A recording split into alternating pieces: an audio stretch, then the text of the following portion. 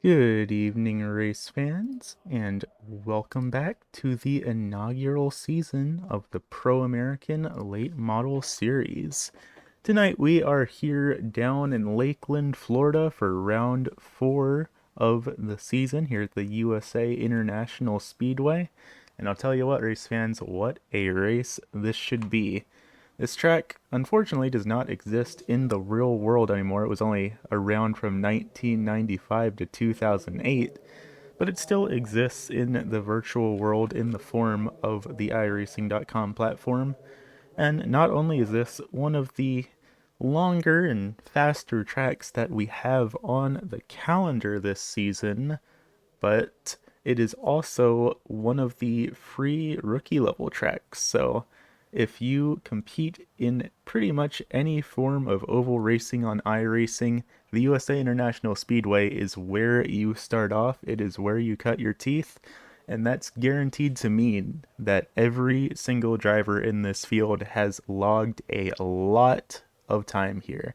Maybe not necessarily in this car, but just about everyone has logged laps here because that's pretty much required to increase your license level. But that said, heading into tonight here, Gerard Lawrence is going to be our new points leader in the championship with 362. He just edged out above our previous leader of Kenny Tripp by one single point. So, point standings looking mighty contested still. Of course, we are only 4 rounds in to a 12 round long season, but regardless, it's still incredibly close between all of these drivers, and I think we should be seeing a lot of really good racing out action out there tonight. That said, qualifying is just about in the books here tonight, so how about we take it down trackside to get ready for our starting lineup for this first heat race. For heat race number 1, starting out on the pole here tonight, going to be the 45 of Mike Sukup for Droppin' Bombs Racing. Starting in P number 2, going to be the 23 of Jonathan Emerson. Back in the 3rd position, it's going to be Kenny Tripp, 2-time race winner, looking to try and get himself back on top of the point standings here tonight. Back in the 4th position, going to be Joshua Dube, followed by John Friley in the 126, back in the 5th position. 6th place, going to go back to the 08 of Carson Heislip, with P number 7, going to be Albert Hewins in the 55. Back in the 63 machine, going to be Joe Gampel for JNS Racing, starting in the 8th position, with Arthur Hendren in the number 37 and Johnny B in the 26, rounding out your field here tonight for this first heat race. Formation lap going to be underway here at the USA International Speedway. Going to be a little bit longer of a formation lap than we normally see, just by virtue of this track being a little bit longer than some of the other ones on the schedule. This one clocks in at 3/4 of a mile in length, or 1.2 kilometers, which is quite a bit of a stark contrast compared to last week's event that was only 4/10 of a mile, or 0.6 kilometers, back at the Langley Speedway. So, going to be 10 laps on the docket here tonight for this first heat race. It's looking like we have about 20 drivers on the sign-up sheet here tonight. Of course, as usual here with Palms, 22 drivers is the amount that is eligible to make it to the main event, so nobody having to worry about being eliminated from these heat races. But it's still, these are going to be determining the starting order of the main event itself, so everyone going to be trying their best to try and see what positions they can secure while the opportunity is given to them. That said, as we head down here into turn number 3, the iRacing.com pace car are going to get ready to pull itself off the speedway, and we are about to get underway for heat race number 1. Mike Sukup, Jonathan Emerson making up your front row. A little bit of a slow start, but the green flag is out. little bit of bumping and banging going on throughout the field. Everyone already contesting for positions, but I would imagine a few drivers might have been a little bit thrown off by that initial start. Heading down out of turn number 4 and across the front stretch, Mike Sukup is going to be scored as the race leader for this first here lap, but Kenny Tripp, Jonathan Emerson, 2 drivers, both locked in right behind him under a blanket. It is still anyone's game here tonight with 7 laps to go. John Friley going to be going up high just a little bit, and that's going to allow Joshua Dube to make the pass on him. That is for the 4th position. A little bit of contact back in the back, a little bit of beating and banging and scraping against the wall. Everyone's keeping these late model stocks pointed in the right direction, however. 6 laps to go, still opportunities to make passes, but as everyone starts to get single filed out, the clock is ticking. A little bit further up, still the same top 3 that has been. Mike Sukup leading this heat race, but having a whole lot in his rearview mirror to look out for. Kenny Tripp and Jonathan Emerson, teammates, both driving for Hale Trailer, the 12 and the 23 respectively. These 2 drivers both going to be looking to try and see if they can't take the pole of this first race. 4 laps to go though. Mike Sukup doing his best to hold these 2 drivers off. Whether or not he'll be able to do it remains to be seen, especially as he gets a little bit loose through the corner there. That's going to allow Tripp to catch up to him fairly handily, but it keeps everything pointed in the right direction. Using a little bit of the apron there in that number 12 to try and get any sort of run out, and the caution is out. Trouble back in the back. That's going to be Joe Campbell, Johnny B, and potentially Arthur Hendren involved. Let's see if we can't take a quick look back there and see what happened to these drivers. Currently looking down at the 37 of Art Hendren, and just a very big impact with the 63 of Joe Campbell. Let's see if we can't go a little bit further back there. Looking down at that 37 and the 63, the 37 comes down just a little bit, and the 63 not able to stop. Everyone keeping their cars pointed in the right direction, but that is some pretty heavy damage on the side of that late model. Thankfully, everyone will have the opportunity to get their cars all fixed up and ready to go for the main event. No concerns about that here. And there is a little bit of a warm-up as well before the main event for these drivers to get their heads back in the game, make sure everything is set and ready to go for the feature event. Definitely unfortunate for the driver of that number 37 machine, but like I said, not enough drivers in the field right now for there to be any worries of elimination. So everyone has a little bit of breathing room. That little incident there, not the end of the world for these drivers. Mike Sukup, still your race leader here tonight in that number 45 machine. Pace car still heading around the field. Going to be just a couple of handful of laps remaining when the green flag comes back out. I believe it's going to only be maybe 3, maybe 2. We're gonna have to see what the race officials say when the pace car pulls off. But in the meantime, Mike Sukup looking pretty good here tonight. Coming into the event, Mike is currently back in the 8th position in the standings here this evening, so a little bit of work that needs to be done to get back up to the top. But if he manages to hold on to this position and start this race in first, there's a pretty decent chance that he could pick up some much needed points tonight here in that number 45 machine. That said, lights are out on the iRacing.com pace car. We are going to be going green flag racing once again, this time by Mike Sukup, Kenny Tripp making up your front row here. Just behind them, Jonathan Emerson and Carson Heislip.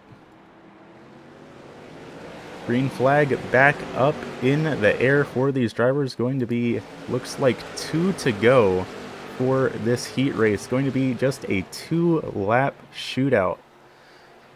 Gonna have to see what these drivers are able to give to each other. Kenny Tripp trying to look down to the inside of Sukup. Going to back out of it, not enough room to make the pass, but Sukup gets a little bit sideways out of the corner. They're going to be side by side down the front stretch. Tripp still really just trying to figure out how to get around him. A little bit of contact back there between Doob and Heislip. A little bit more bumping and banging. Kenny Tripp, our new race leader, white flag up in the air, heading down into turn number 3. A little bit down on the apron. Oh, and bit of trouble there. That's Sukup, Heislip, Doob, I believe, as well. Couple of cars involved in that final incident. Not how a couple of these drivers wanted their race to end, but that is going to be end of our first heat race here tonight. And already drivers heading down to start heat race number 2. This one's going to be determining the outside line of this race. Starting out on the pole of this heat race going to be our previous race winner, the 27 of Gerard Lawrence. Back in P number 2 going to be the 99 of Tyler McRae for Droppin' Bombs Racing. Back in the 3rd position going to be Brandon Kiger out of Tobaccoville, North Carolina in that number 85 machine. Followed by Jason Branch in the America's Navy entry, back in P number 4 in the 28 machine. 5th place going to go to Jeff Edgar in the number 7 machine, making his first start here with the series, with another rookie driver his outside. That's going to be Brent Mex in the 66, also making his first start with the league. 7th place going to go back to Will Salamone with Brett Spigner in the 21 in P number 8. 9th place going to go back to KC Duncan in the Sev Pro entry out of Seattle, Washington. And rounding out the heat race here tonight, back in P number 10, going to be Tommy Mitchell in the Crush number 6 entry. So it's going to be another 8-lap shootout for these drivers here tonight. They're going to be determining the outside row. Total of 20 drivers have registered for this race. We saw the first 10 in our first heat race just a moment ago. Going to be seeing the other 10 right here once we get the iRacing.com pace car off the track. Gonna let these late models loose for an 8-lap shootout. Gerard Lawrence, not a driver that's very surprising to see up in the front of this race. He was the winner of his respective heat race last week at Langley. It looks like he's going to be starting off in the front of this one as well. That said, iRacing.com pace car is off. Green flag up in the air. 8 laps for these drivers to settle the score and figure out just where they want to start in this coming race.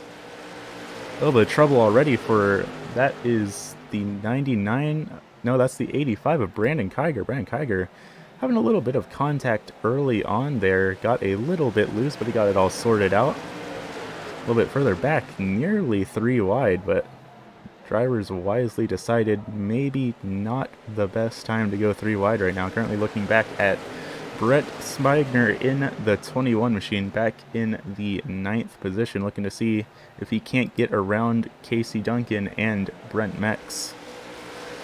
Little bit of bumping and banging in this heat race, but so far no incidents of any major note. Everyone's still keeping their late models pointed in the right direction, and I say that the 17, very hard impact into the inside retaining wall. That's going to be Casey Duncan with some heavy damage on the front of that car.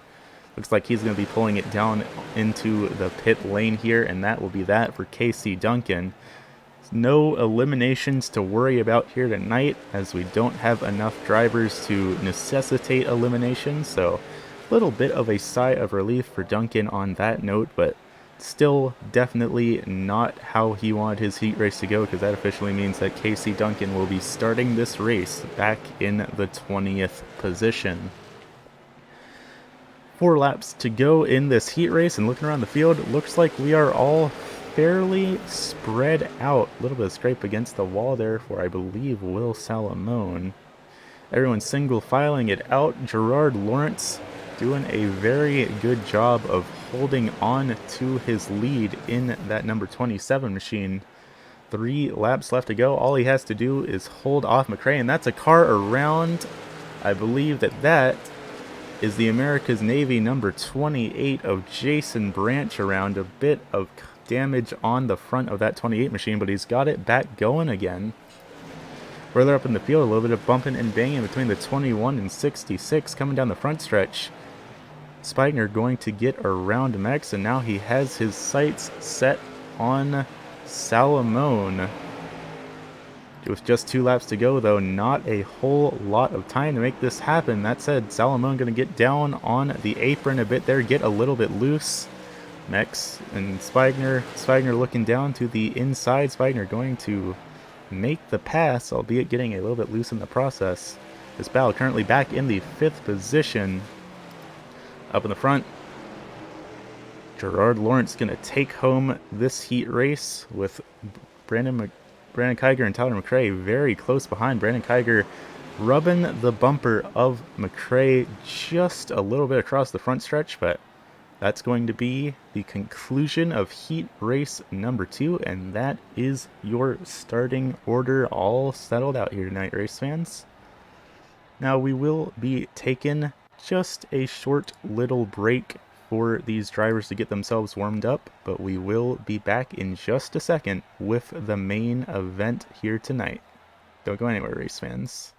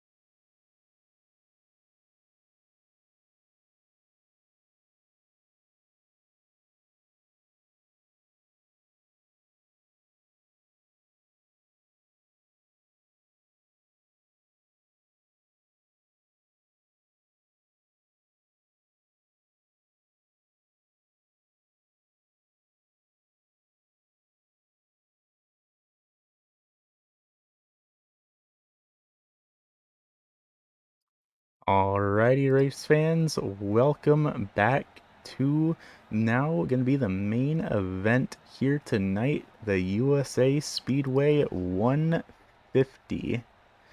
Going to be quite the show here tonight. Like I said earlier on in this race, this is the track that all of these drivers have run their rookie years back at, so everyone here has a whole lot of experience under their belt for this race. But before we get things underway, let's go take a quick look at our official starting grid now that our heat races are taken care of.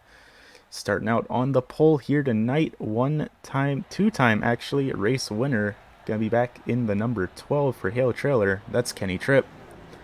Back in P number 2 in the 27 machine, Gerard Lawrence, our current points leader, looking to see if he can't solidify that here tonight. It's gonna be Gerard Lawrence. 3rd place going to go back to Jonathan Emerson in that number 23 Hale Trailer entry, with Tyler McRae in the 99 for Droppin' Bombs Racing back in P number 4. 5th place going to go back to Carson Heislip in the 08, with Brandon Kiger in the 85 back in P number 6. Row 4 is going to consist of the 55 of Albert Hewins and the number 7 of Jeff Edgar. 9th place going to go back to John Friley in the 126, with 10th place going to Brett Spigner in the 21 machine. 11th, going to go back to Joshua Dube with Will Salamone in the 72, rounding out row number 6. Row number 7 going to be consistent of the 63 of Joe Campbell for JNS Racing and Brent Mex in the 66. 15th going to go back to the 37 of Art Hendren with Tommy Mitchell in the 6, back in the 16th position. 17th going to go back to Mike Sukup in the number 45 machine and Jason Branch in the 28. Finally, rounding out the field here tonight, going to be the 26, back in 19th of Johnny B. And rounding out the field tonight, Casey Duncan in the 17 machine. That's going to be your 20 drivers here tonight for this 150 lap main event. The green flag is up in the air. Let's see what these drivers are going to be able to do for the USA Speedway 150. Already drivers up in the front, getting a little bit loose here on the outside line. Gerard Lawrence and Tyler McRae both a little bit sideways heading down into turn number 1, but as we cross the line, that's 1 lap down in the books, 149 to go, and everyone's got their late models still pointed in the right direction, which is always great to see. You know what they say, race fans, cautions breed cautions, so once we get a couple of green flag laps under our belt, the sense of danger, I reckon, for these drivers is going to go down just a little bit. Being side by side is always the most scary place to be, but these top 5 drivers here are not going to be giving up very easily. Currently looking at the battle between Heislip and Gerard Lawrence for P number 3. They make a little bit of contact there. That's going to cause Lawrence to fall back a couple of positions, but for the most part, got everything sorted out. And looking at P number 4 here, that's going to be the 99 of Tyler McRae. Tyler been having some pretty good showings out here in this league, but I talked to him before the race and he told me his biggest concern here was that this is a track where every single driver is going to be fast and going to be competitive. A little bit further back, Brandon Kiger making a bit of a scrape against the wall, back in the 6th position in that 85 machine. Still a long way to go in this race. Thankfully, it does not look like he really got any damage on that number 85 machine from that little bit of impact, so he's still a-okay to keep going, but those little bits of contact can add up, and you don't want to eventually hit the one that actually damages your suspension, so gonna have to keep an eye on that 85, make sure everything is a-okay with him, and we will just see what happens when these pit stops get started. Jonathan Emerson up to the lead now in the number 23 machine, able to get around Carson Heislip and Kenny Tripp. That number 23 machine looking mighty fast in that electric yellow hail trailer entry. Just 2 spots behind him, though, going to be a teammate of his in the 12 of Kenny Tripp. These 2 drivers bound to be looking to try and get their team on the radar here in this season. Well, I say that, but admittedly, they've already been doing a pretty good job of that. After all, Kenny Tripp has gotten 2 wins under his belt this season in that number 12 late model. So these drivers definitely putting on some pretty competitive showings. Jumping a little bit further back in the field, looking back at Casey Duncan in that 17 with Albert Hewins right behind him. Casey Duncan just making that pass, and it looks like Mike Sukup going to be taking it real down low to get around that 55 of Hewins as well. Sukup had a very solid run in his heat race, but unfortunately had to start back at the back of the field. Speaking of drivers back in the back of the field, it looks like Johnny B has actually retired from the race this evening, so 19 cars left out on the speedway here tonight. Not the full 20, but still a very solid showing by all of these late model stock cars, and a fitting amount for a larger track like the USA International Speedway. 11 laps officially in the books now, so 150 up for grabs. Still a long way to go in this race for these drivers to slowly but surely negotiate their way around each other and also have to worry about pit stops because after all, the fuel tank is limited to 30% here in the Pro American Late Model Series, so pit stops absolutely going to be a necessity. Depending on the track, sometimes even multiple pit stops, so sometimes it's not just raw pace that is required to win a race. We've seen fuel strategy be a major factor in some of these events, especially back at the Langley Speedway last week. Almost all of the main passes for the lead and the eventual race win came down to drivers' fuel strategies and pit cycles, so a lot of people tend to shrug it off sometimes because fuel stops, especially in the late model, not all of that long, but really those seconds do add up, and it's something very important to keep your mind on, especially as you get later into the race. Up in the front, the battle is still fierce. Looking at the top 5 here, Jonathan Emerson building up a little bit of a gap, but Carson Heislip, Kenny Tripp, Tyler McRae, Gerard Lawrence, Brandon Kiger, these 5 drivers are all under a blanket with each other. Almost all of them are within 0.2 of a second of one another. Look, for a second there, like the 99 Tyler McRae was maybe looking to make a pass there, but he backed out of it. It's important to not get your left side tires down on the apron on this track. It can be really disastrous if it does not work out in your favor. For the most part, the apron generally tends to be pretty slippery, and the transition between the banked asphalt and the apron itself, which is completely flat, can really throw off the balance of the car. And if you do that, especially when you're not prepared for it, it's a good way to send your car spinning out with not a whole lot you can do about it. Kiger looking to Tripp looking to try and make a pass on Carson Heislip and heading down the front stretch. Nearly there, nearly enough to make the move. Heislip having to go up high to let Tripp have that lower lane because Tripp did manage to get down to the quarter panel of that number 08 machine, but looks like Heislip's actually making the higher line work for him for the most part. Still going to be in the lead of this battle as we head down the front stretch here. Side by side, just a little bit of a nudge. Both these drivers setting blistering fast paces. A little bit of a nudge between the two of them again, but that's just short track racing.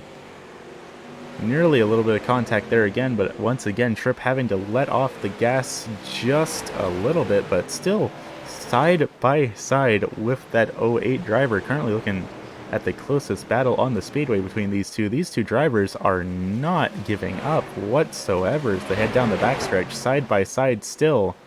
And that's going to be the 08 of Heislip getting incredibly loose there. Everyone moving a bit to try and avoid it. I don't think anyone expected Heislip to actually be able to save that. So that was some amazing driving by the driver of that 08 machine, but that is going to cost him 2 positions, letting Tripp and McRae get around him and send him back to P number 4, and now he has Brandon Kiger breathing down his neck in that 85 machine.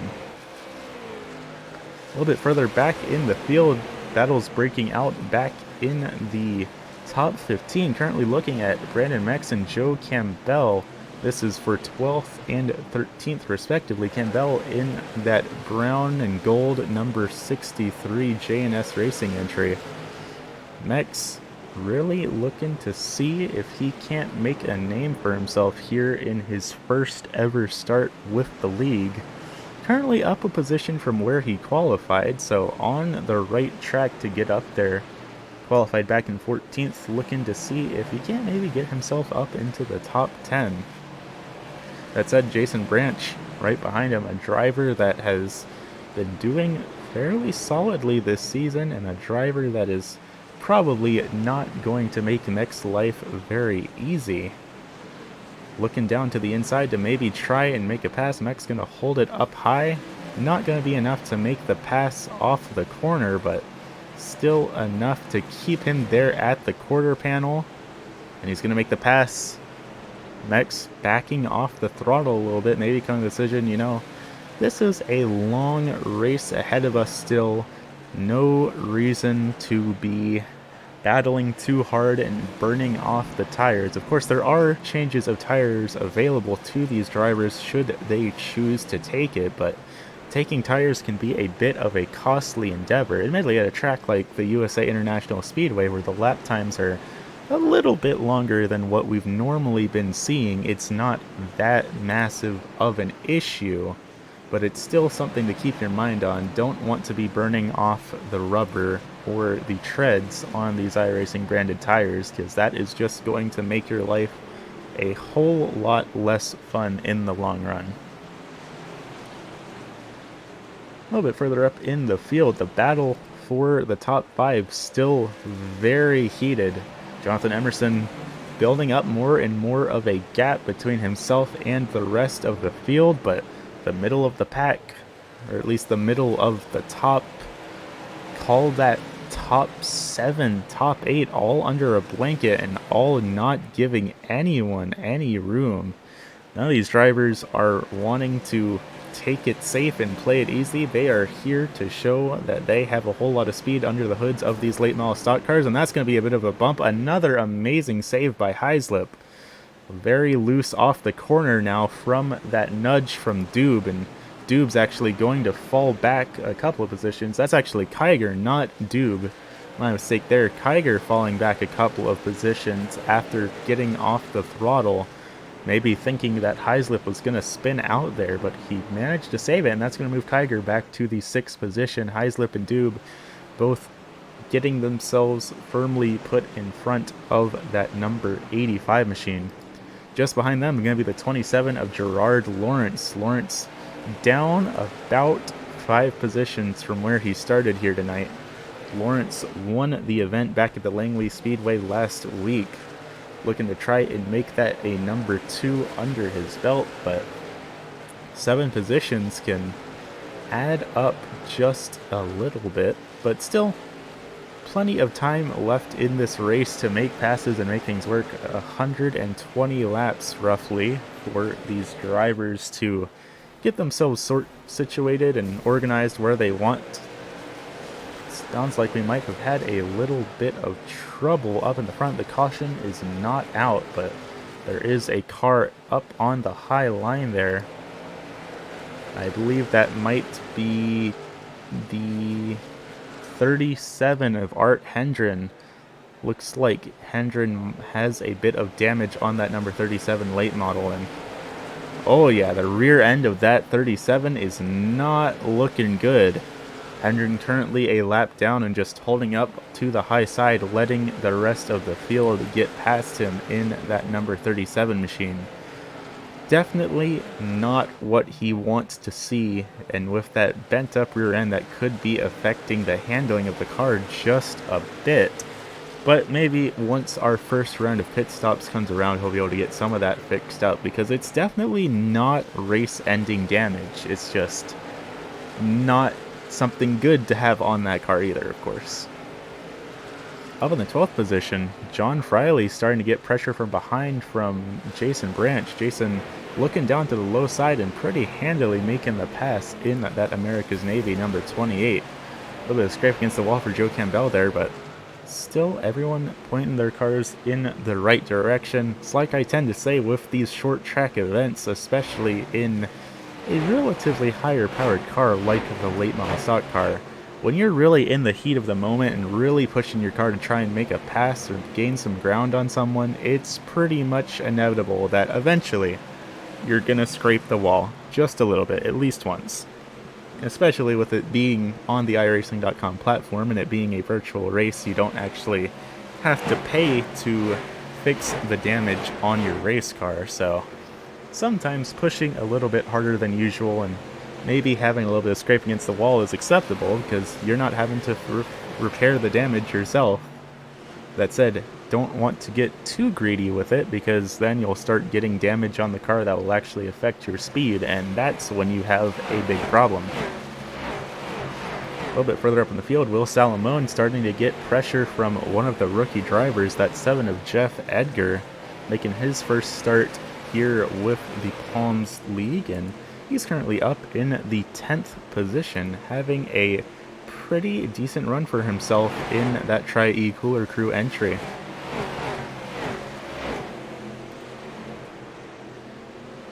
A little bit further up in the field, the battle still just completely heated up between these drivers up in the front. This is going to be the 85 of Brandon Kiger, Carson Heislip, and Gerard Lawrence here in this battle. Nearly a little bit of contact on the rear end of Heislip, but Lawrence managed to back out of it just a little bit. Lawrence looking down low again to see if he can't get around Heislip here. And he's going to get his nose to the quarter panel. Heislip going to go up wide, but not going to be enough for Lawrence to keep it there. Lawrence having to back out just a little bit, and that's going to allow Heislip to hold on to his position, at least for right now. 41 laps in the books, going to be 110 left to go here tonight. All these drivers still duking it out like it's the last lap. A little bit further back, even more so, Mike Sukup already up to the 14th position, getting around Brent Mex, and now looking to see what he can't do to John Friley and Jason Branch. That 37 of Art Hendren still up on the highlight. Art having a bit of trouble.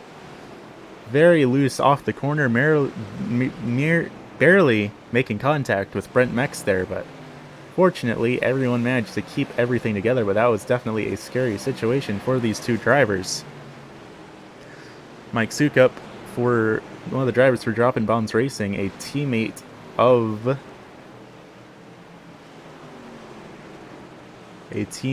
Tyler McRae. Sorry about that, I was a little bit panicked for a second. Tyler McRae was not on our timing and scoring sheet, and I thought maybe a wreck happened that I was not aware of, but everything is good with Tyler McRae. Just had a little bit of a transponder issue there. But yeah, these two drivers, teammates, they spend a lot of time practicing together, a lot of time tweaking their setups and tuning their cars exactly how they like it. And back last week, I actually got the pleasure of racing alongside these two drivers, and I'll tell you what, these two guys, certainly a whole lot faster than I will ever be in this car. I'm never failed to be impressed by the talent on display in this field, because we did have an off week for the holidays back last week, and we did a race at Five Flags Speedway that I was invited to participate in, and it really just goes to show that sometimes you don't realize just all what happens on the track until you get down into the car yourself. But speaking of things happening down on the track, we have some drivers heading down onto the pit lane. That looks like Jonathan Emerson down on pit lane, Jason Branch as well. Going to be our first two takers of the evening for pit stops. It looks like a little bit of damage actually on the right front of Emerson. We'll have to see if he decides to get that fixed up or if he's just going to come down here for fuel. Spigner and Tripp both also making their trips down to pit lane as well. So our first round of pit stops underway on lap number 47 here tonight. For now, that's going to be marking Tyler McRae as our new race leader, but we will have to see how that all cycles out once the pit stops are complete. We are going to be seeing a lot of drivers going a lap down from their pit stops, but that is not necessarily the end of the world for them unless a caution comes out. If a caution comes out mid-pit cycle, there could definitely be some of these early pit takers cursing themselves just a little bit, because should the caution come out, they may be trapped one lap down. Whereas if the whole cycle happens under green, then everyone will, for the most part, be back on the lead lap. Everyone that was on the lead lap before the pit cycle should be back on the lead lap. Two more drivers coming down to pit lane. That's going to be Brandon Kiger and Gerard Lawrence, making their respective pit stops. So call that about four drivers left out on the track that have not come in for their pit stops. That's going to be Tyler McRae, Jeff Edgar, Casey Duncan, and yeah, actually now it's just Tyler McRae and Jeff Edgar that have not come down to pit lane yet. That said, let's take a quick look down at the pit lane, see how everyone's pit stops are going. Lawrence going to get out in front of Kiger, and for the most part, everyone's still stuck down there. You see John Friley coming out, as well as Mike Sukup and Joe Campbell all coming back out on the track. Tyler McRae heading down for his pit stop, as well as Jeff Edgar. So now the whole field has officially come down for their first pit stop of the evening. And once this cycles through, it looks like Mr. Gerard Lawrence may actually be scored as our race leader. Lawrence was down all the way back into the 7th position, but he was the winner back at last week's event at Langley. And like I said, a lot of that race came down to these drivers' pit strategies. And sure enough, Lawrence going to pass McRae on the backstretch as McRae pits out. So McRae actually gained positions from that pit cycle, but not enough to keep himself in the lead, because that is going to go to Gerard Lawrence. That said, just behind, Brandon Kiger looking to try and get around Carson Heislip. These two drivers have been door to door for a whole lot of this race, but now that pit cycles have gone through, Heislip's maybe just saying, you know what, why don't you take that position? And oh, another very loose for Carson Heislip, and for the 3rd time this evening, I've got to say, that was an incredibly impressive save by the driver of that 08 machine. Heislip having a couple of scary situations throughout this race, but every single time he's managed to save it. And frankly, he's done it in very stunning fashion. Unfortunately, I don't believe that we give out bonus points for style points, but regardless, the 14-year-old driver out of Raleigh, North Carolina, has been showing that he has some skills to take up against the veterans here in the Pro American Late Model Series. Loose again for that 08 machine. Brett Spiegner going way up high, nearly making contact with him, having to slam on the brakes, and a little bit of contact there between the 66 and Heislip. That 66 going to be Brent Mex, one of the rookie drivers, currently stuck a lap, 3 laps down actually, in that number 66 machine. Looks like he might have had a little bit of trouble down on pit road for that number 66 machine. Carson Heislip looking to try and make it around, I believe that is the 12 of Spiegner. Spiegner holding on to the high line fairly decently, which is actually something that we have not... Oh, and there's trouble. That's the 21 of Spiegner around. Very hard impact into the inside retaining wall on the backstretch, and that is going to be our first caution of the evening. 58 laps into this event. Let's see if we can't take a quick look back at that one and see what happened to Spiegner there. Looking at that number 21 machine on the high line, coming out of turns 3 and 4, going down, or actually turns 1 and 2, going down the backstretch, and just little bit of a left hook from Heislip, and that's going to be a very hard impact on that number 21 machine. Let's see if we can't actually ride on board here and see what he saw coming out of the corner there. Look, going with the GoPro helmet cam for the 21 of Brett Spiegner, coming out of turn number 2 up on the high line, and just a little bit of a nudge to the left rear, and that's going to send him spinning. And you can see the hood all sorts of banged up on the right front. Definitely unfortunate for that number 21 driver. I said Spiegner got himself turned back around. According to our timing and scoring, it says he's still in the 5th position. That might need to be updated once we come back around the next timing and scoring loop.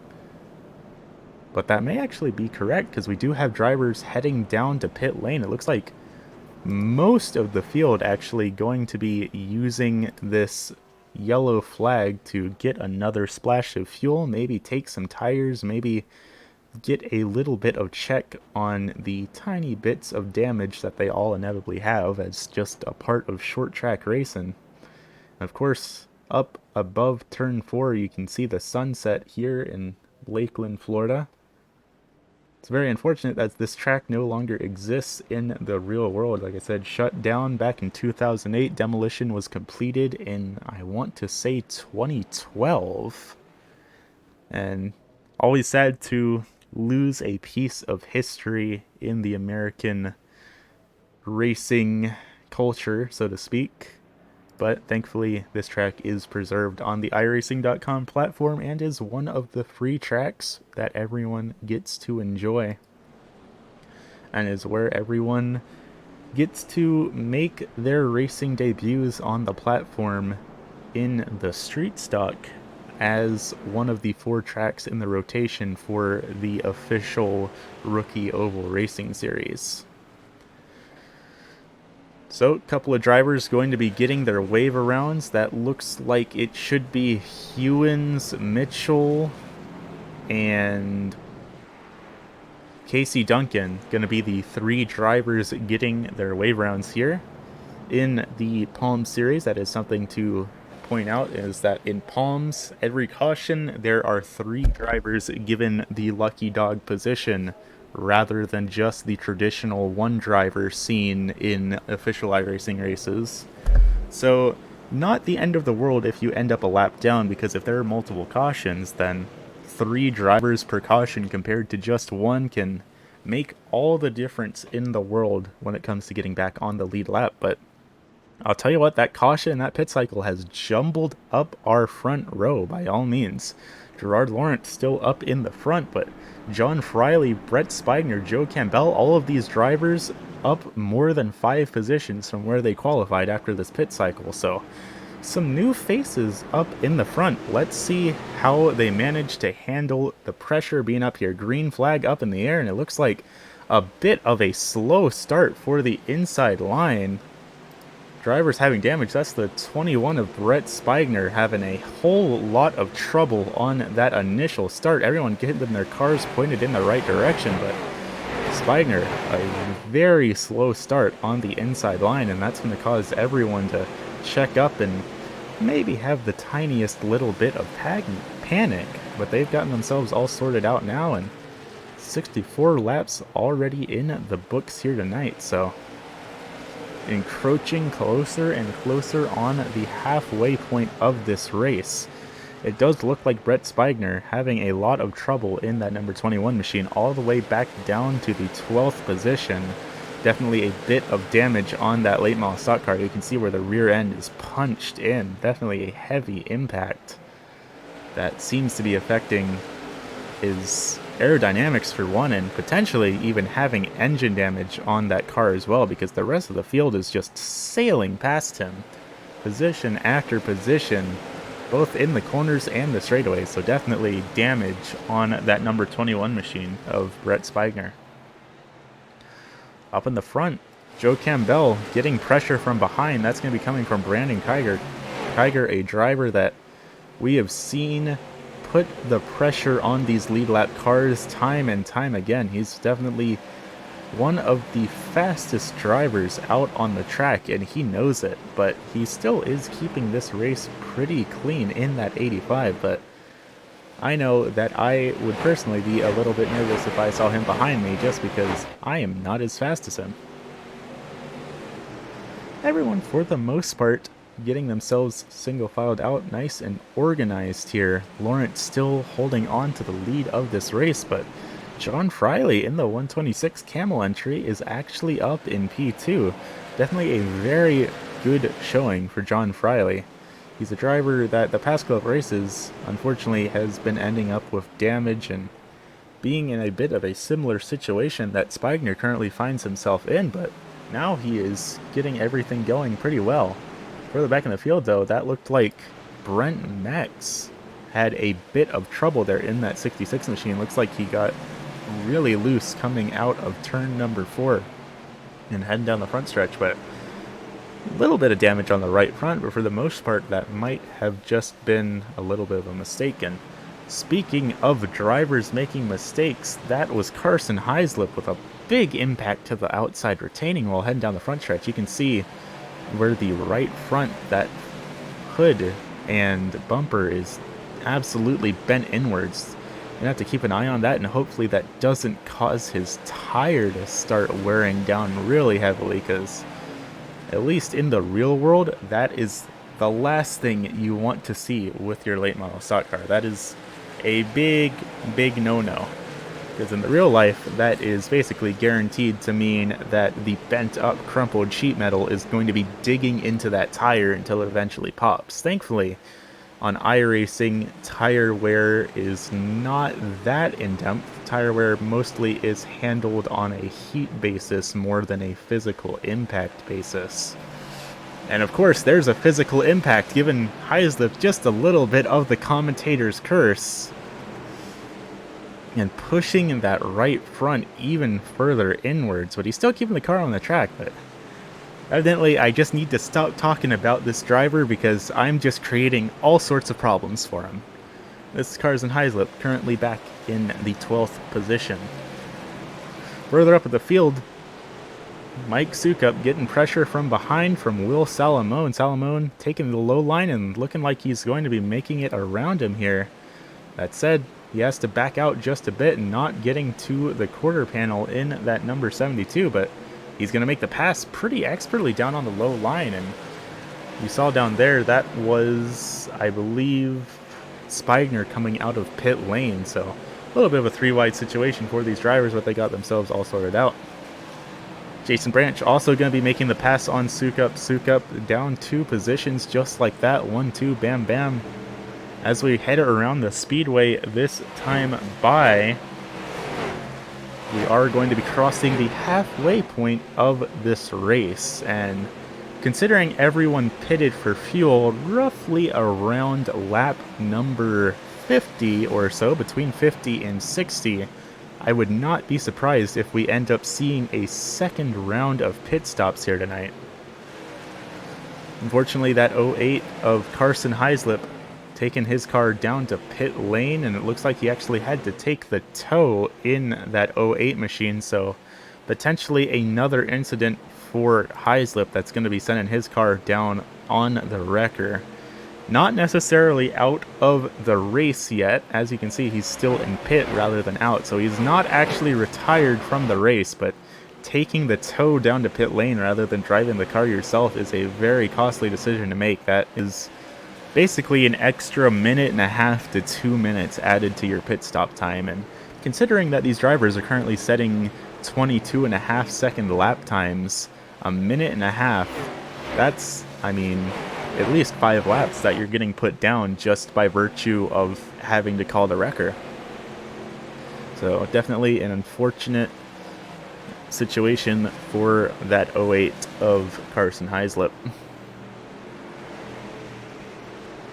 Currently the 23 of Jonathan Emerson, who was leading laps earlier on in this race, looking to try and see if he can't get around John Friley. John Friley falling down a little bit of spots from where he started on that restart. He was at the very front in row 2. He has fallen back to the 3rd position, so in all things considered, that's only 1 spot, but still pretty decent gap between himself and our 2 race leaders. That's Lawrence and Kiger, the 27 and 85 respectively. Both drivers making a little bit of a gap for themselves. And that's generally what you want to be doing when you're battling out for the lead, because if you're battling too hard, then that's just going to slow both of you down and let the rest of the field catch up, and suddenly now you have a whole lot of pressure weighing down on you from the other cars. But if you both just run your race, let yourself build up... Oh, trouble! That's the 23 of Jonathan Emerson around. Gonna collect, I believe, the Calypso entry of Will Salamone, and potentially also Sukup there. Gonna have to look back at the replay to see who all was involved in that. Let's take a quick look back to the moment of caution for Jonathan Emerson. You can see him there. Little bit of nudge to the rear from, looks like John Friley. A little bit nudge to the right rear. Gonna send him up into the wall. That's gonna collect Will Salamone. And actually, it's just Will Salamone, a little bit of a scrape against the wall for Jason Branch, but otherwise, that was just Jonathan Emerson that really picked up any damage there in that number 23 machine. Let's take another look down at that. Just a bit of a right hook from John Friley and a hard impact to the outside wall, locks it down, and know where that 72 Calypso entry of Will Salamone's really able to go. But it looks like he did not have too much damage on that car. Let's actually take a look back, ride on board with Will Salamone. Gonna be riding on board with his onboard camera, heading down in the front stretch. 23 goes around, he slams on the brakes, but just not fast enough to get that number 72 entry stopped. So that's going to be our second caution of the evening here tonight. You can see drivers all making their way down to pit lane. Always good to use a yellow flag as an opportunity to get your pit stops done because, of course, main concern, going laps down, and it's a big difference when cars are going over 100 miles per hour around the speedway and you're trying to not go a lap down compared to when they're stuck going at 35. Very big difference, so for the most part, you want to try and do all of your pit stops under yellow just for the sake of not getting stuck laps down. Tyler McRae looks like he is going to be scored as our new race leader potentially. Right in front of him is the 12 of Kenny Tripp. So Kenny Tripp actually a lap down, so he should be getting waved around. And speedway rounds, there is the 9 of Joshua Dube, the 66 of Brent Mex, and looks like the 72 of Will Salamone just stopped. Not sure if Will is being sent to the end of the field, and it looks like he is. Will being sent to the end of the field in the 72 machine. That's going to be scoring him back in 13th, so that'll be wave arounds done. It should be Salamone, Dube, and Mex that get their laps back. Will, of course, only be one wave around, so if you're multiple laps down, then you're not going to be getting all of your laps back, just one lap. But every little bit counts for these drivers. And still plenty of time left in this race for these drivers to get things figured out. Just a little bit over 70 laps to go when we go green flag racing again. Front row going to be the 99 of McRae and the 27 of Gerard Lawrence. And McRae, I'll tell you what, probably very happy to see his teammate of Mike Sukup just behind him. That's going to be a little bit less he has to worry about because that's a driver he can... Well, I don't want to necessarily say trust, because it is, for the most part, every man for himself out here on this racetrack, but a driver that he can feel confident in being behind him perhaps a little bit more than some of the others. Pace car's off, green flag, back up in the air. Everyone's got it rolling pretty good this time around. No trouble on the restart. Side by side heading down into turn 1. McRae on a pretty decent start, but the outside line having a little bit of trouble.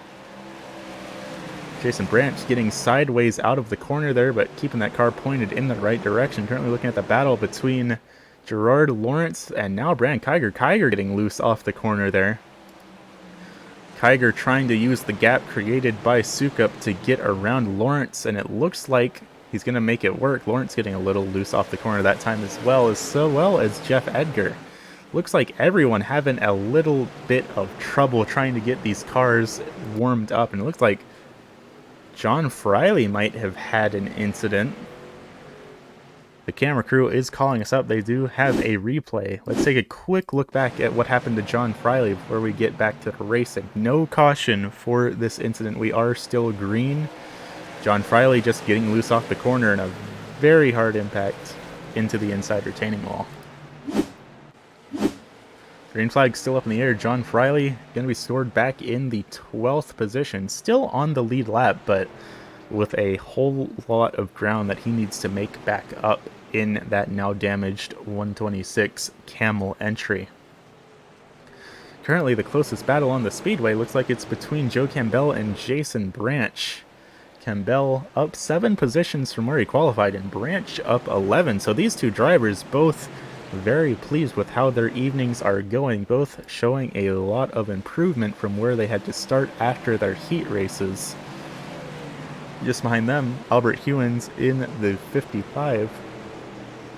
A driver we have not managed to talk about a whole lot so far this race. In that 55, kick asphalt on the rear end of that late model, running the American flag with it as well. Definitely a very nice paint scheme to see out here. And that is something that I love giving a lot of credit to iRacing as a platform for, and its use of trading paints to allow drivers to make their own paint schemes and use their own paint schemes just entirely from scratch that aren't constrained by any sort of editor. Because I personally just think that seeing drivers all driving paint schemes unique to them shows a lot about their character and a lot about their personality out on the racetrack. Joe Campbell still getting a lot of pressure from behind from Hewins, and Casey Duncan also looking to try and add himself into the mix. Jason Branch getting loose off the corner there. Big slide by the 28, but he keeps it pointed in the right direction. It definitely looks like the cooling temperatures and built-up rubber on this track are starting to get to these drivers. We have seen a lot of cars sliding through these corners. We will have to see how that is going to affect things in the long run, because that's definitely not what you want to be doing, both in terms for actual lap times and for the sake of keeping your car and your tires race ready in the longer run. Up in the front, Brandon Kiger managed to get around Travis Sukup, so no longer teammates running 1 and 2 anymore. Sukup trying his best to hold off Gerard Lawrence, who was the outside line starter of this race and the winner of last race back at Langley. So Sukup having just a little bit of pressure on him, knowing that there is a confirmed race winner just behind him in that Alsacer Race Engines entry. But you know what to say, the flames on the paint schemes make the car go faster, and considering that Sukup has climbed all the way up to the top 3 from back in 17th, that may just be the case. Looks like we may have trouble for Art Hendren. It looks like he's got his car pointed in the right direction. We did get a call from the truck saying that Hendren had an incident, but looks like for the most part everything's a-okay on that number 37 late model. But as we round the speedway, headed out the front stretch, back stretch actually, Tyler McRae scraping the wall just a bit in the number 99. Kiger getting closer and closer with every single lap. Gonna be 100 laps in the books officially, 50 laps to go around this USA International Speedway here in Lakeland, Florida. And it looks like Kiger is starting to get ready to try and make his move on McRae. Side by side into turn number 3, and coming out of turn number 4, Brandon Kiger going to be scored as your new race leader in that number 85 machine. That said, they got to keep on their toes, because just a little bit in front of them is lapped traffic. That looks like the 126 of John Friley potentially up in front of them. Sure enough, that is the 126 of John Friley in the camel entry, trying to do his best to stay on the lead lap, but these lead lap cars going to be bearing down on him soon enough, and for the most part, you generally don't want to be in their way, especially with only a little under 50 laps to go. These drivers are going to be pushing with everything they have left in these late models. Gerard Lawrence looking to start trying to make a pass around Sukup as well. Lawrence peeked down a little bit out of the corner there and looking down again coming out of turn number 2, but just not enough of a run to make it work. And it looks like Sukup going to overdrive the corner a little bit. That's going to allow Lawrence to make the pass handily. Lawrence now putting himself back up into the podium, and giving Sukup a little bit of ground that he needs to make back up.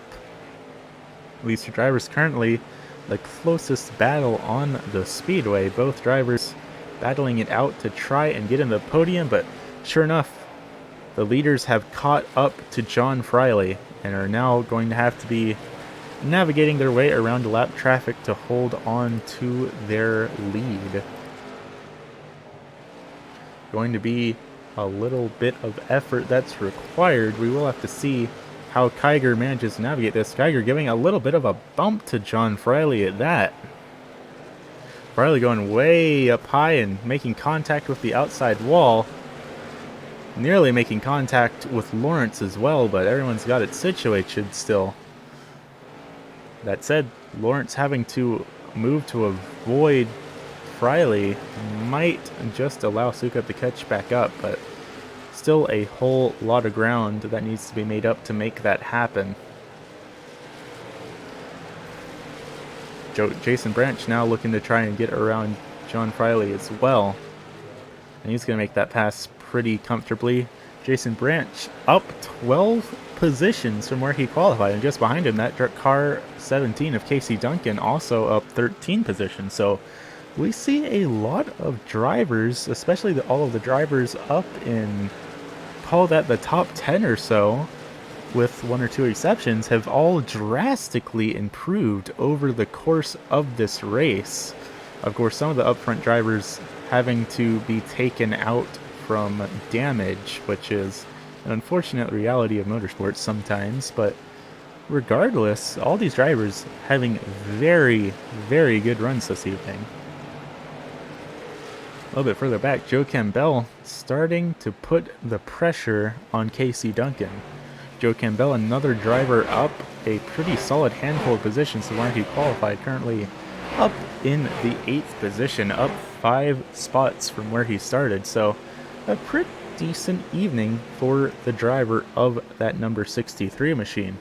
He does have to worry a little bit about Albert Hewins behind him, but for the most part, it's just smooth sailing for this driver currently up in the 8th position.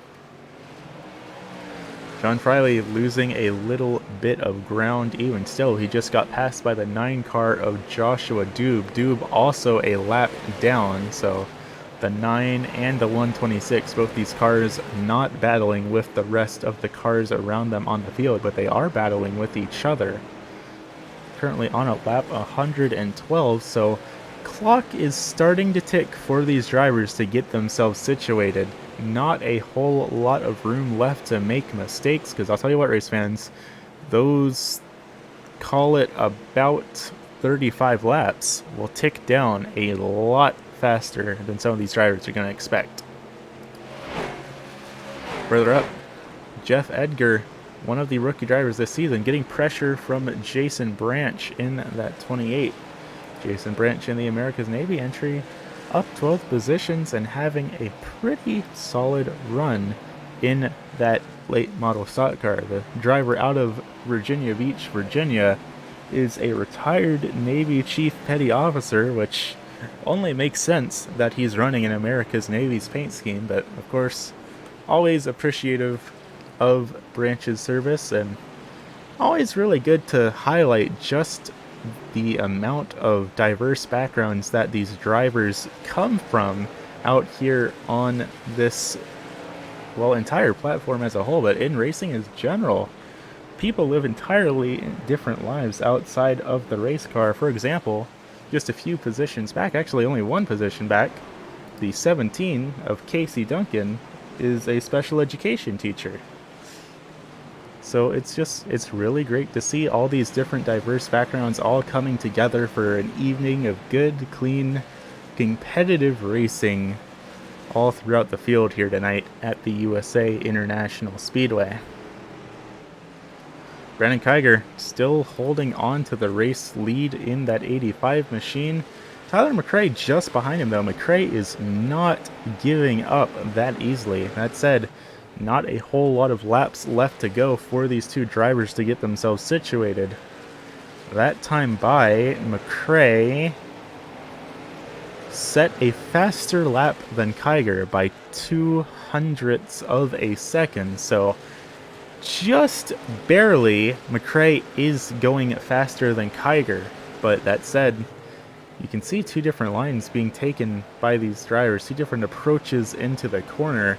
McRae is gaining ground on Kiger in corner entry, but then losing it again down the straightaway. So two different styles of driving on display here. Both drivers, for the most part, using what is widely considered as the quote-unquote optimal line. But it just goes to show how very minute differences in driving style can completely affect how these drivers take these corners. And that's a slow car down on the apron. That's the 66 of Brent Mex. It looks like Mex might have had a little bit of trouble, or he might have just been coming out of pit lane there. Does not look like Mex made a pit stop, and you can see him heading back down on the apron as well. Looks like damage for the rookie driver of the number 66 as he comes down onto pit lane. That 6 car, Tommy Mitchell, now going a lap down, keeping it up high to let the leaders by, not wanting to get in their way whatsoever. Tyler McRae has gained a little bit of ground on Kiger. That lap car might have done just a little bit to slow Kiger down, and sometimes that's all you need to get back into the battle. Now both of them catching up to the 23 of Emerson. We will have to see, will Emerson just hold it up high? Sure enough, he is doing the sportsmanship-like thing to do, to just let the leaders by and not interfere with their race. But I'll tell you what, sometimes when you are stuck back in P number 2, you can really just hope and pray that, well, not that a yellow flag's going to come out, but sure enough, that is what's going to happen. Looks like trouble for Albert Hewins and Joe Campbell, the two drivers involved here. Let's see if we can't get a look back and see what happened there to these two drivers.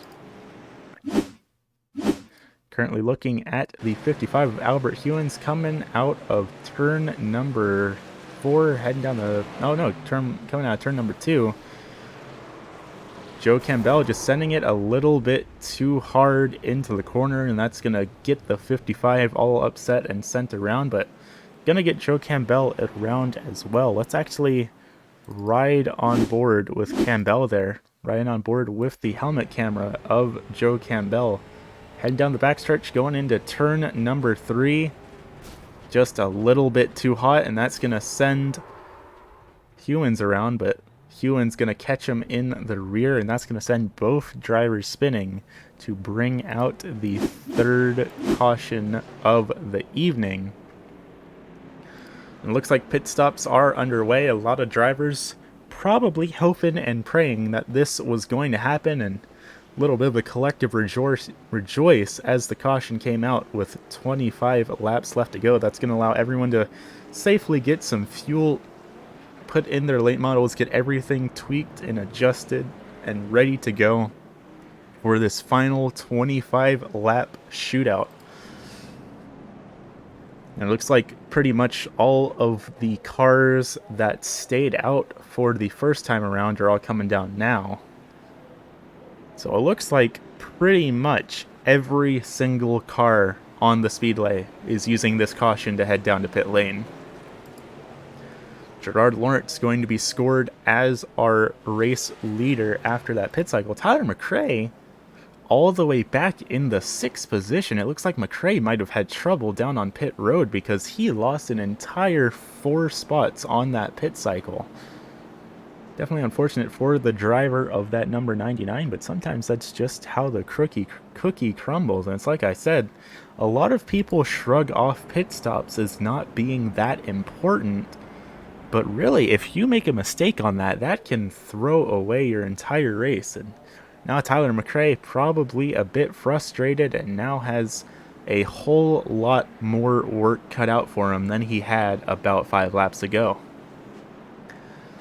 So if our time and scoring is correct, it looks like it's going to be Gerard Lawrence and Mike Sukup making up our outside row. So even if McRae had a bit of trouble down on pit road, might be a bit of a relief to see that his teammate is now starting up in the front row. And There come your waved around cars. That's going to be the 9 of Joshua Dube, the 6 of Tommy Mitchell. And I believe John Friley should be the 3rd car to get it. But definitely Joshua Dube and Tommy Mitchell both being put back on the lead lap from their respective wave rounds. Of course, during this caution, do want to take the time to say thank you to everyone out there tuning into the stream, watching the broadcast, supporting the Pro American Late Model Series, and the epic racing that these drivers all managed to put on. I mean, I'll tell you what, 150 laps, and we only have 3 cautions. And that by itself is a very impressive feat. I'll tell you what, I was at my local track at Florence Motor Speedway watching the South Carolina 400, and in 200 laps they had in the double digits worth of cautions. So only 3 in 150 laps, very impressive. That said, nearly 3 wide down the front stretch. It looks like there might have been a little bit of trouble on that initial restart. Going to be giving Lawrence a pretty comfortable little lead, and that's a car around. That's the 85 of Brandon Kiger, going all the way back to the back of the field, not going to bring out the caution, as he did manage to keep that late model for the most part pointed in the right direction. But that's another car around. That's the 6 of Tommy Mitchell heading into the outside line on that restart. As usual, the commentator's curse comes into effect. This is what I get for saying how cool it is that we only had 3 cautions. I personally caused that caution to happen. But nonetheless, let's take a look back there and see if we can't see just what happened to these drivers. Currently looking at that 6 of Tommy Mitchell, that great crush entry. Just a little bit loose off the corner, tries to save it, sends it back around, and manages to bring it to a stop with minimal damage, but still a scary spin in front of the field. That definitely not what this driver wanted to be on. Let's see if we can't ride on board with Tommy Mitchell here. Heading out of turn number 4, he just gets a little bit loose. You can hear it there, feathering the throttle just a little bit, tries to save it, nearly making contact with one of the Hale trailer entries. I believe that was the 23 of Jonathan Emerson that he nearly made contact with. But all in all, a single car incident and not too much to write home about. So this is going to be our 4th caution of the evening. No one should be coming down to pit lane unless they either made some sort of mistake with their fuel calculations or are simply having to get damage repaired, because pretty much every car on the speedway came down to pit lane on that previous caution. Currently 18 to go. When we go green flag racing again, I believe it will be, I want to say 16 to go, either 16 or 15, depending on when we decide to call the iRacing.com pace car off. And this has the potential to be a very interesting restart. We are still waiting on the call from race control, but that spin may potentially be sending us into a single file restart. We will know once we get the one to go from the flag stand if it will be single file or double file. But a single file restart this late into this race could have some serious implications depending on how it plays out. Lights still on the pace car, so looks like we are going to be going green with 15 to go, not 16. Going to be 2 more times around the speedway, potentially even 3, but probably just 2 around the speedway. Wave rounds coming out. John Friley and Will Salamone getting the wave rounds here this time by. That's going to put Friley back on the lead lap, but it looks like Salamone still a lap down here tonight. And as we send it around one last time, we should be getting the one to go here. Also the 23, looks like, of Emerson going to be getting a lap back as well. Sure enough, lights are off on the iRacing.com pace car, and we will be keeping it double file. So this should be a very interesting restart. Front row going to be Lawrence and Sukup, followed by rookie driver Jeff Edgar and Jason Branch making out your top four, and Albert Hewins and Tyler McRae back in row number 3. Definitely a whole lot of interesting names making up our top 10 here tonight. Let's see what these cars are able to do. Gonna be 15 to go at the line. Pace car's off, and immediately we are going very early on that restart. Gerard Lawrence getting an amazing start. Sukup as well, doing pretty solid, and then we're 2 by 2 further back in the field. McRae getting around that 28 machine and getting his sights set on the 7 as well, wanting to try and see if he can't make a second pass while the opportunity is there. That 7 machine drifting up the speedway just a little bit. McRae making the pass. McRae jumping his way up to the 3rd position in a single lap, and now right in front of him is going to be his teammate of Mike Sukup. These two drivers going to be trying to catch up to Gerard Lawrence and get a win under their belt for Dropping Bombs Racing. 14 to go, going to be making that 13 as we cross the line here. Everyone's single filing themselves out for the most part, but we will have to see if it actually stays that way for all too long. A little bit further back, Casey Duncan looking to try a get around Jason Branch, and Joshua Dube looking to try and make a pass as well. Everyone looking to see for any little mistake and any little opening that they can capitalize on to get themselves further up in this race. That 9 car, and that was Casey Duncan as well, making a bit of contact. Hewins nearly nudging the 17 as well. Casey Duncan having a bit of trouble. Damage on the right front tire of that number 17 late model. Still up 13 position for already qualified, and of course, commentator's curse going to happen again. Casey Duncan going to spin it coming out of turn number 4. So that's going to make it the 5th caution of the evening. That's going to be Casey Duncan and Albert Hewins involved there. Let's see if we can't take a look back there and see what happened to KC heading down out of turn number 4.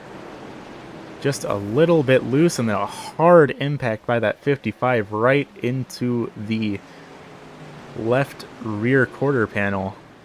When you get loose like that, there is not a whole lot that can be done except to go along for the ride. Let's take a look back from Albert Hewins' perspective here. On board with the number 55, heading down into turn number 3. Casey just gets that little bit loose and comes back down, and not a whole lot that Hewins is able to do to stop that. Going to be bringing out the 5th caution of the evening. So now we've put ourselves in quite the situation, because I believe that counted as 2 laps. If that was 2 laps, then we will be keeping it double file. But if that was only 1 lap, then we will be going single file. And a single file restart with only 9 laps to go could be a blessing or a curse depending on who you ask. Single file going to make it a little bit harder to get any passes done on the immediate restart. Now, overtime is an option should it come down to that. We will just have to see how these drivers decide to play their hand. If we do go into overtime, it was guaranteed to be double file, even if it is an immediate caution. We do have a rule that regardless of how recent the caution comes out, it will be double file for overtime no matter what. If we do have another incident, though, we will be going into overtime, because we should be going green with, I want to say, 6 to go? Maybe 5 to go? We have called that wrong in the past. But regardless, caution flags are 5 laps in length, so if another incident happens, unless it is on the immediate restart, we should be going into overtime. And hey, who is to complain about a little bit of extra racing action here tonight? Looks like drivers starting to get themselves in position for the wave around. Looks like Will Salamone, Jonathan Emerson, and Brent Meck's going to be the 3 lucky dogs on this caution. Those 3 drivers getting their laps back. Salamone, Emerson, Meck's, all 3, unfortunately, too many laps down to be put back on the lead lap by these wave rounds. That said, looks like I'm mistaken. It looks like they may actually be getting 2 waiver rounds then. That said, lights off on the iRacing.com pace car. Going to be 5 to go when we go green, which means if there's another incident, we will be going into overtime, no matter what. Going to be a 5-lap shootout once the pace car pulls off. Lawrence, Sukup, McRae, Edgar, Branch, Doob. Going to be quite the shootout to end this one-off, race fans. iRacing.com pace car going to be retreating down to the safety of pit lane. It is not going to want to be anywhere near the track on this last restart. Green flag up in the air. Everyone is rolling. Tyler McRae getting a bit of a better run than the cars of the inside line. He's going to get around his teammate, put himself up into P number 2. I'll tell you what, cars are everywhere all throughout the field. Everyone really trying to just do whatever they can to get any sort of extra ground picked up for them. Everyone keeping it nice and clean, single file up to Jeff Edgar in the 7, trying to use the high line to get around Joe Campbell. Does not look like it's going to work because the 9 of Joshua Doob's going to sneak himself up under there as well. Going to back out just a little bit, but he's going to commit to the inside line, going to head it down low and get a little bit around that 7 machine. Not enough to officially clear him. Going to get down on the apron, drift up.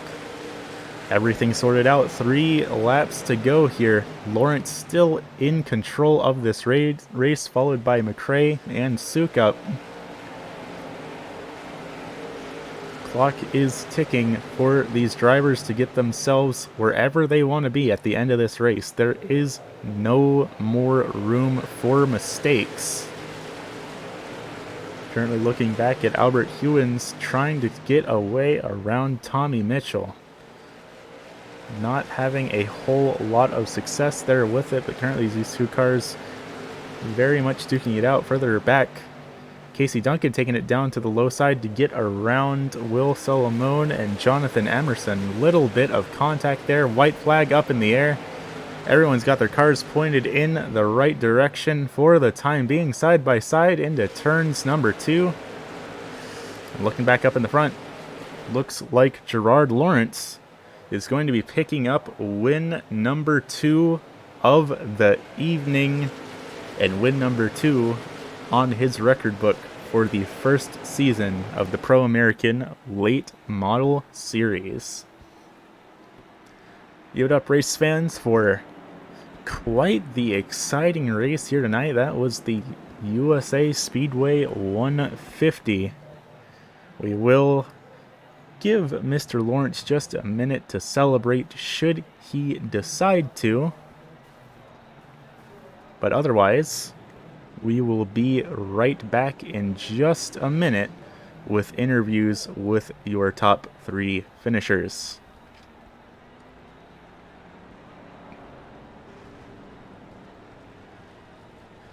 That's close enough to a burnout. We'll give it to him. Round of applause to Gerard Lawrence for picking up the checkered flag here tonight. We will be back in just a moment here to give everyone time to get themselves situated, and we can talk to our race winners.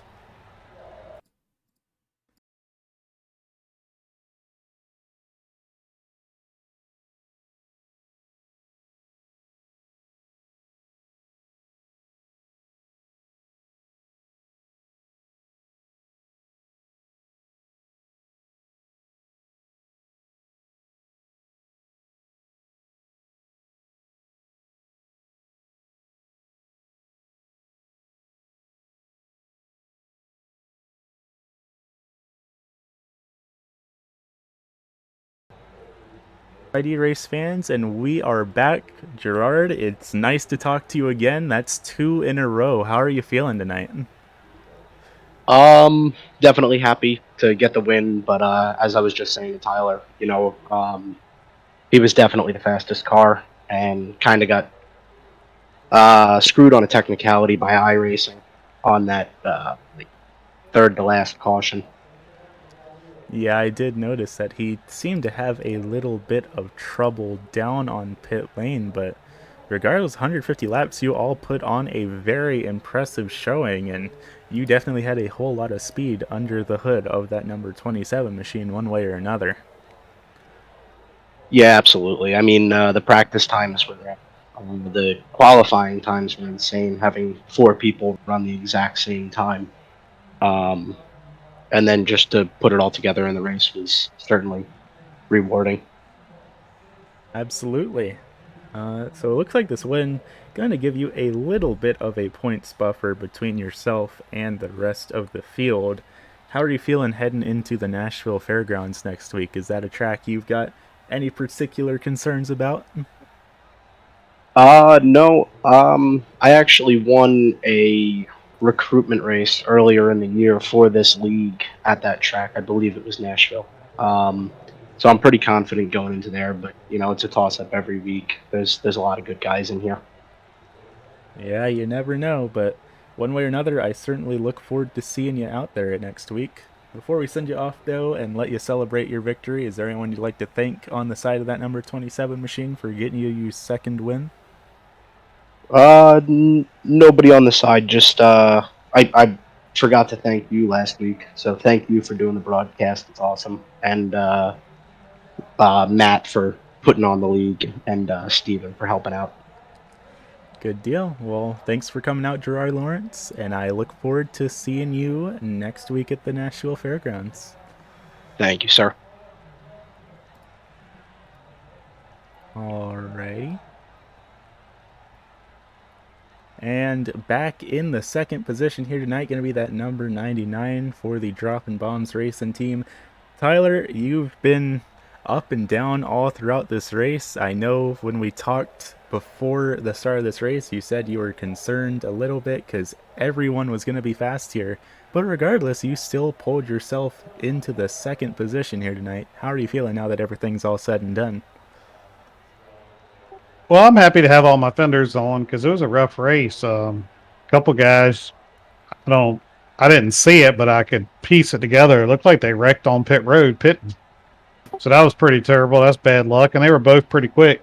And then the 23, forgive me, I don't know his name right in front of me. He was really fast too, and we were just biding our time. And I don't know what happened with Friley. He's a really good driver. I've raced with him in a lot of races. I don't know if it just was too loose for him or what, but came down and got into him, so it took him out of the race.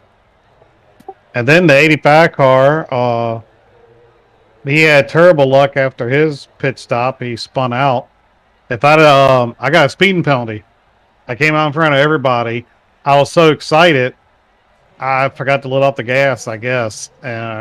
Or I'm used to qualifying closer to the front where you usually don't have to let off the gas when you come out your pits. And that's my fault. I probably should have tested that in the warm up instead of trying to get that lap in. And then, got by the guys pretty good. They race, they're pretty competitive and they know to give room when it's needed. And I appreciate that. And I want to do the same thing to them when time comes. But, I mean, how can you be upset with second? You know, I got another second in here. I really wanted to win, but I've missed a race, so I'm probably out the points. But I'll try to edge back up. Maybe I can get second or third or something in the point stand at the end of the year. Yeah, you've been having a very fast race car in all of these races. Do you reckon if anything went different on that final restart, if you would have had anything to give to Gerard Lawrence? We needed to go green. I don't know if you noticed before the last caution came out, he couldn't keep it on the bottom. And I just caught Mike Suk up, and as teammates, you don't force the people out the way unless you're faster than them. And I was about to ask for room because I was coming. and he was sliding then. But that caution, when the caution came out, I knew he won it. All he had to do is have a good restart and just stay strong like he did it, and he stayed strong. So kudos to him for doing it and winning the race. Yeah, you all put on a very impressive showing here tonight. Uh, Nashville Fairgrounds is a track that I don't think we've been to in the other league that I broadcast that you're also in a while. So, is that a track you're feeling any sort of confidence in? Uh, I don't know. We'll see. Um, some of the basic tracks, this car handles really well, but some of the more difficult tracks, the fixed setup hasn't really seemed to handle really great. But we've seen to make it work. I mean, heck, Thompson, I came back in second in one of the most difficult tracks there are. So we'll see. I mean, it's fun. I enjoy the league and I enjoy the admins and the competitors. And if I finish fifth, I finish fifth. I'm happy. I mean, I always want to win, but sometimes with the fixed setups, you got what you got. And I try a little strategy here and there. Sometimes it works, sometimes it doesn't. But it's a fun time. I enjoy myself. Yeah, it's always great to see you out here, and of course, I look forward to seeing y'all competing next week. Before I send you out here, though, is there anyone you'd like to thank on the side of that 99 for getting you here on the podium again? Yeah, I want to thank Palms and the admins for putting this on and trying their best to come up with some good rules and run the race fairly. I also want to thank you for putting on the broadcast. I like to review them and watch them, and sometimes I see stuff I didn't see when I was in the car, so it's a lot of fun going back and watching it. Of course, the dropping bombs crew. Not all of them were able to come tonight, but I really appreciate them and all the work we put in all week and having a good time. And Mike, he's a heck of a competitor, and I want him to win so bad too. Um, so I really appreciate him and the way we run together and work together and talk during the whole race. It's a lot of fun. So just want to give a shout out to them and definitely simspeedshop.com. They're a good little shop to get you some extra iRacing stuff. Good deal. Well, thank you for coming out, Tyler, and I look forward to seeing y'all next week. I appreciate you. Have a good night. You too. And finally, rounding out our field here tonight, another driver of the Droppin' Bombs racing team, gonna be Mr. Mike Sukup. Bring it home in P number 3. How are you feeling now that you've got that whole race under your belt? Pretty good, pretty good. Had a lot of fun. That's always great to hear. You reckon if anything went different on those final couple of restarts, you might have had anything to give to McRae or Lawrence?